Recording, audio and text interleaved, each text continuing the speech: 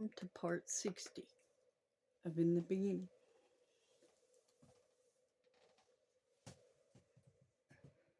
Part 60 of In the Beginning and the End. And this is March the 13th, 2025 by man's calendar. And we need to get back into the book of Genesis. We are going to be entering Genesis 38.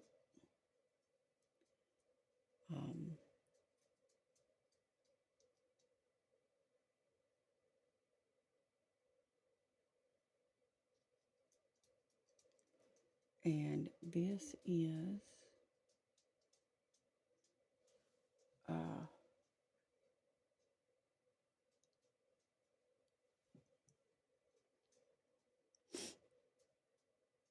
lost my train of thought. This is chapter 38 of the book of Genesis, getting right on back into it. And I'm going to try to do at least 2 parts this morning if I can, and get them up. And it came to pass at that time that Judah went down from his brethren and turned into a certain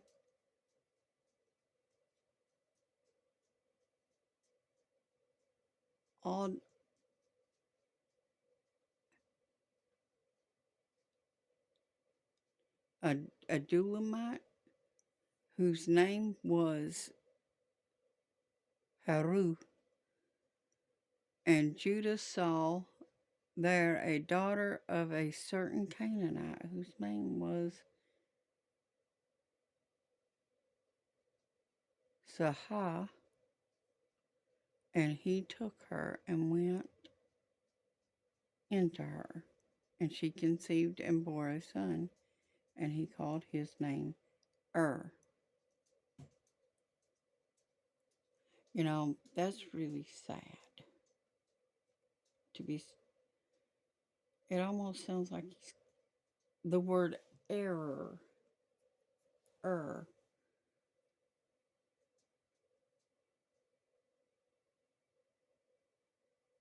As though it was an accident. But anyways, going on.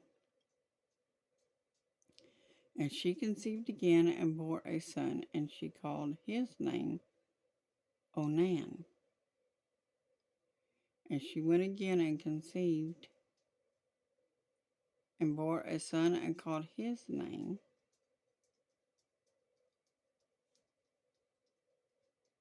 Shelah.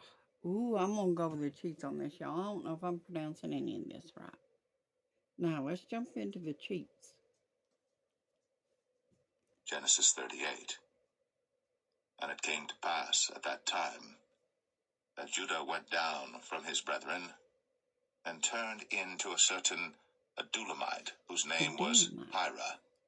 And Judah saw there a daughter of a certain Canaanite, whose name was Shua.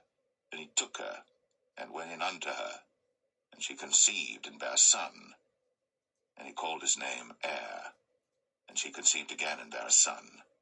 She called his name Onan. And she yet again conceived and bare a son, and called his name Shelah. And he was at Chezib when she bare him. And Judah took a wife for his firstborn, whose name was Tamar. And Judah's firstborn, was wicked in the sight of the Lord, and the Lord slew him. And Judah said unto Onan, Go in unto thy brother's wife, and marry her, and raise up seed to thy brother. And Onan knew that the seed should not be his. And it came to pass, when he went in unto his brother's wife, that he spilled it on the ground, lest that he should give seed to his brother. And the thing which he did displeased the Lord, wherefore he slew him also. Then said Judah to Tamar his daughter-in-law, Remain a widow at thy father's house, till Shelah my son be grown. For he said, Lest peradventure he die also, as his brethren did. And Tamar went and dwelt in her father's house. And in process of time, the daughter of Shua Judah's wife, died. And Judah was comforted and went up unto his sheep shearers to Timnath, he and his friend Hira the Adulamite. And it was told Tamar, saying, Behold, thy father-in-law goeth up to Timnath to shear his sheep. And she put her widow's garments off from her, and covered her with a veil, and wrapped herself, and sat in an open place, which is by the way to Timnath. For she saw that Shelah was grown, and she was not given unto him to wife. When Judah saw her, he thought her to be an harlot, because she had covered her face. And he turned unto her by the way, and said, Go to, I pray thee, let me come in unto thee. For he knew not that she was his daughter-in-law. And she said, What wilt thou give me, that thou mayest come in unto me? And he said, I will send thee a kid from the flock. And she said, Wilt thou give me a pledge, till thou send it? And he said, What pledge shall I give thee? And she said, Thy signet, and thy bracelets, and thy staff that is in thine hand. And he gave it her, and came in unto her. And she conceived by him. And she arose and went away, and laid by her veil from her, and put on the garments of her widowhood. And Judah sent the kid by the hand of his friend the Adulamite, to receive his pledge from the woman's hand, but he found her not. Then he asked the men of that place, saying, Where is the harlot that was openly by the wayside? And they said, There was no harlot in this place. And he returned to Judah and said, I cannot find her. And also the men of the place said that there was no harlot in this place. And Judah said, Let her take it to her, lest we be shamed. Behold, I sent this kid, and thou hast not found her. And it came to pass about 3 months after that it was told Judah, saying, Tamar, thy daughter-in-law, hath played the harlot, and also, behold, she is with child by whoredom. And Judah said, Bring her forth, and let her be burnt. When she was brought forth, she sent to her father-in-law, saying, By the man whose these are, am I with child? And she said, Discern, I pray thee, whose are these? The signet, and bracelets, and staff. And Judah acknowledged them, and said, She hath been more righteous than I, because that I gave her not to Shelah my son. And he knew her again no more. And it came to pass in the time of her travail, that, behold, twins were in her womb. And it came to pass, when she travailed, that the one put out his hand, and the midwife took and bound upon his hand a scarlet thread, saying, This came out first. And it came to pass, as he drew back his hand, that, behold, his brother came out. And she said, How hast thou broken forth? This breach be upon thee. Therefore his name was called Pharez.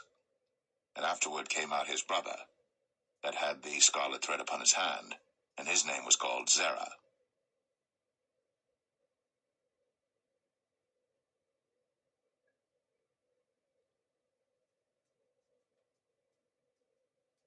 Genesis 39.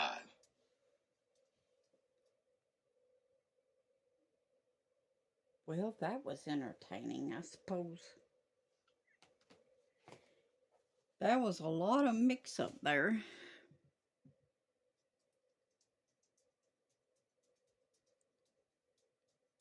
I just really don't know what to say about that one. That goes against so much that I believe. that's all. That's one thing I'm gonna say. You know.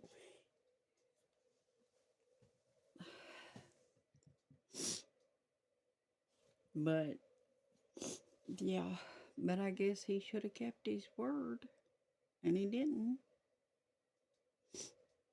You know, people don't really think they gotta keep their word these days.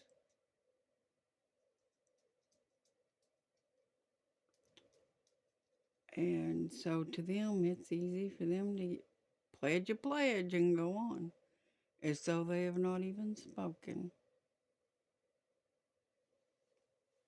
And people need to learn from other people's mistakes.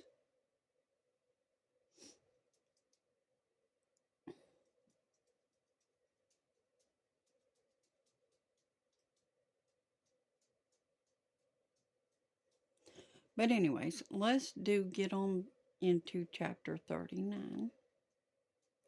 And Joseph was brought down to Egypt. Now remember, he was sold into slavery and stuff. Joseph was, and now he's brought down to Egypt.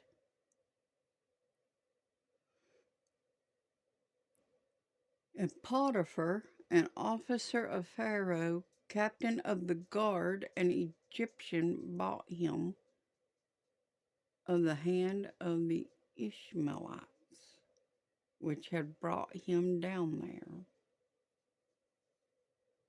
You know, it really blows my mind in this whole fact, though, that they sold their brother to start with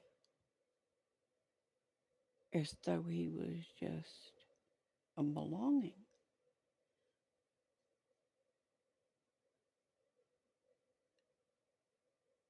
And I have a hard time understanding how people could just sell another person like you own that person.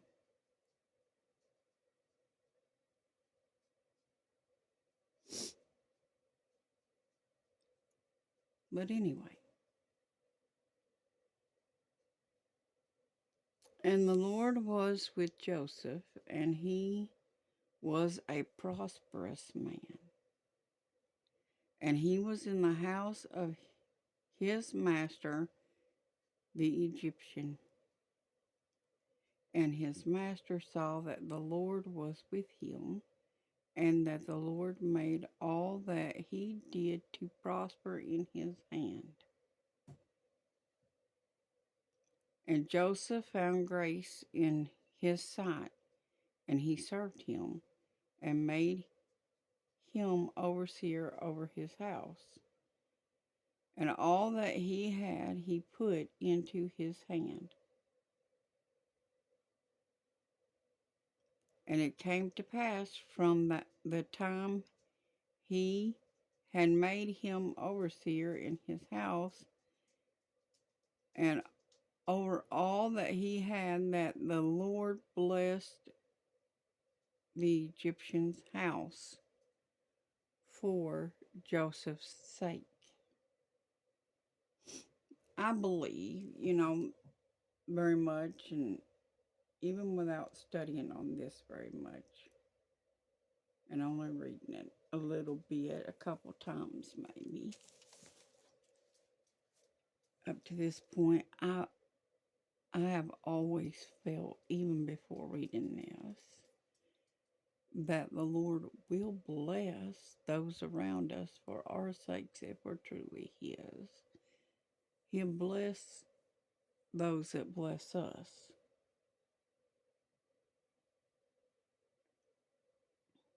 And that He will prosper us as He sees fit,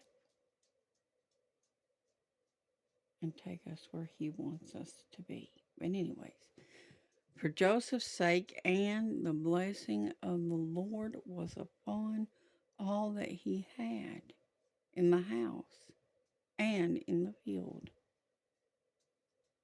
And he left all that he had in Joseph's hand, and he knew not anything he had, save the bread which he did eat. And Joseph was a goodly person, and well favored.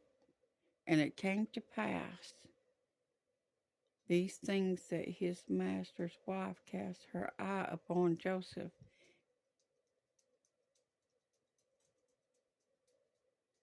and she said, lie with me. But he refused, and said to his master's wife, behold, my master knows not what is with me in the house, and my master knows not what is with me in the house, and he has committed all that he has to my hand. There is none greater in this house than I, neither has he kept back anything from me, but you, because you are his wife. How then can I do this great wickedness and sin against God? See, he knew it would be a sin against God to do this.